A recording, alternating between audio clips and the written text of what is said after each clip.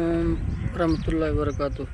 लाखों करोड़ों दुरूद सलाम आका दो आलम हज़रत मोहम्मद मुस्तफ़ा सल्लल्लाहु अलैहि वसल्लम और उनके आल पर। अच्छा जी, कल एक वीडियो मेरे सामने से गुजरी है और बहुत ही दुख हुआ ये सुनकर कि एक एमपीए साहब हैं लाहौर के अंदर, मलिक इब्रार साहब, उनके भतीजे ने एक लड़की को गन पॉइंट पर अगवा किया और फिर वो मकबरा जहांगीर में ले गया और उसने लड़की की इज़्ज़त लूटने की कोशिश की और लड़की को मुसलसल धमकाता रहा कि अगर उसने उसकी बात नहीं मानी तो वो फिर लड़की को जान से मार देगा और उसके घर वालों को भी, उसके बाप को और उसके भाई को भी जान से मार देगा। और लड़की ने बड़ी मुज़ाहमत की और फिर वहाँ से जान बचाकर, लड़की अपनी जान बचाकर और इज़्ज़त बचाकर वहाँ से भागी। जबकि वहाँ पे मौजूद मकबरा जहांगीर के सिक्योरिटी के भी किसी फ़र्द ने लड़की की हेल्प नहीं की, ना ही वहाँ पे मौजूद माली ने या दूसरे जो लोग वहाँ पे मौजूद थे वो सिर्फ तमाशा ही देखते रहे। मैं समझता हूँ कि एक तो हमारा बेहिसी का जो लेवल है वो बहुत ही बढ़ चुका है। इसके साथ वो लड़की फिर भागती हुई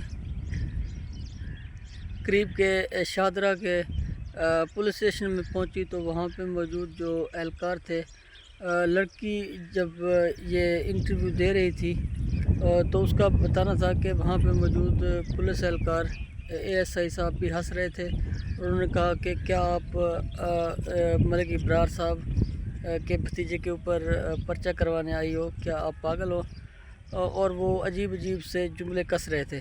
मैं समझता हूँ कि एक तो जो हमारा निज़ाम है वो बिल्कुल ही बेहिस होता जा रहा है। उसकी मिसाल ऐसे है कि ताकतवर के ऊपर हाथ नहीं डाला जाता और गरीब को आसानी से उठा लिया जाता है।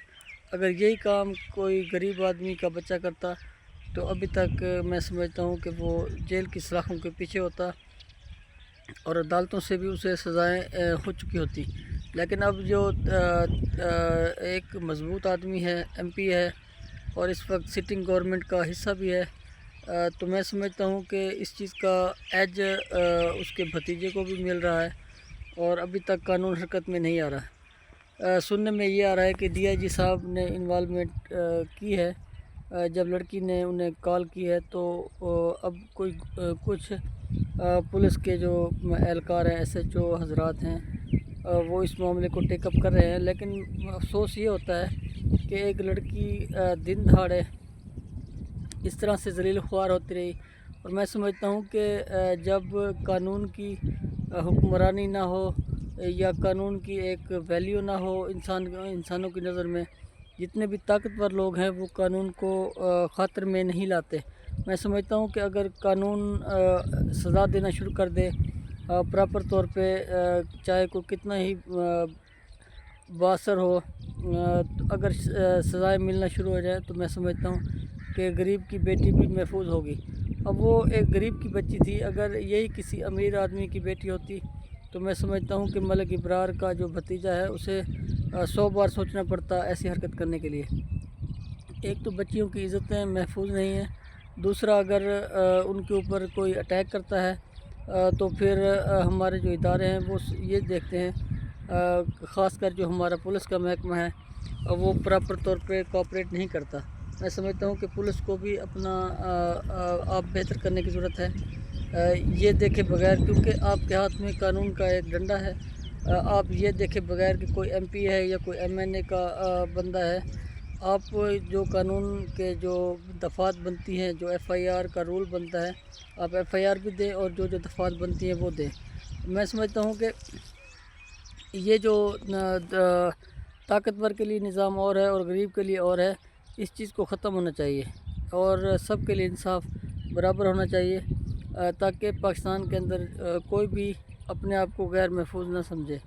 तो मैं समझता हूँ कि वो जो बच्ची का इशू है उसको पुलिस को इस इंसाफ बच्ची को फ़राहम करना चाहिए और अदलिया को भी इस मामले में बच्ची को इंसाफ फ़राहम करना चाहिए और ऐसी उस आदमी को कड़ी से कड़ी सज़ा दी जानी चाहिए। जिस लड़के ने ये हरकत की है उसको ऐसी कड़ी से कड़ी सज़ा दी जानी चाहिए کہ دوسرے بھی اس سے عبرت حاصل کریں اور اس طرح سے بچیوں کو تنگ نہ کیا جائے، اس طرح سے نہ چھیڑا جائے۔ تو میں امید کروں گا کہ پاکستان کے جو ادارے ہیں وہ اس بچی کو انصاف فراہم کریں گے۔ شکریہ، جزاک اللہ۔